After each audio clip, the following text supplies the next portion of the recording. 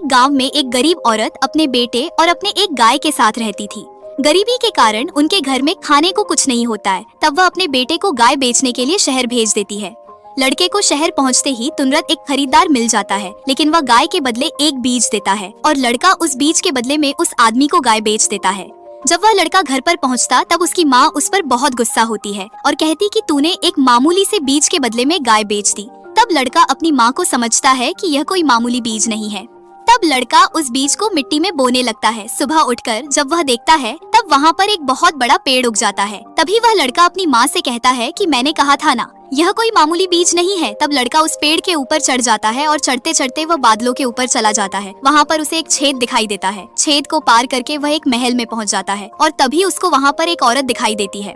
तब वह औरत उसे कहती कि लड़के, तुम यहाँ क्या कर रहे हो? मेरे पति 3 सिर वाले ड्रैगन है। अगर उसने तुम्हें यहाँ देख लिया तो वो तुझे मारकर खा जाएंगे। लड़का ड्रैगन का नाम सुनकर डर जाता है और कहता है कि मुझे ड्रैगन से बहुत डर लगता है, प्लीज मुझे छिपा लो। तब वह औरत उस लड़के को खाना खिलाती है और जब उसके पति के आने का समय हो जाता है तब वह उस लड़के को छिपा देती है। ड्रैगन बहुत गुस्से में आता है और उसके पास एक मुर्गी होती है जो सोने का अंडा देती है। लड़का उस मुर्गी को देखकर बहुत हैरान हो जाता है। तभी ड्रैगन की पत्नी उसके लिए खाना लेके आती है। ड्रैगन सारा खाना एक ही बार में खा जाता है और खाना खाने के बाद ड्रैगन अपनी पत्नी से कहता है कि यहाँ पर कोई अजनबी है, मुझे उसकी खुशबू आ रही है। लेकिन ड्रैगन की पत्नी उसे बातों में उलझा देती और कहती है कि यहाँ पर कोई नहीं है। रात होते ही जब ड्रैगन और उसकी पत्नी सो जाती है तब वह लड़का उस मुर्गी को लेकर वहाँ से भाग जाता है। लेकिन ड्रैगन की नींद खुल जाती है और वह उस लड़के के पीछे भाग जाता है।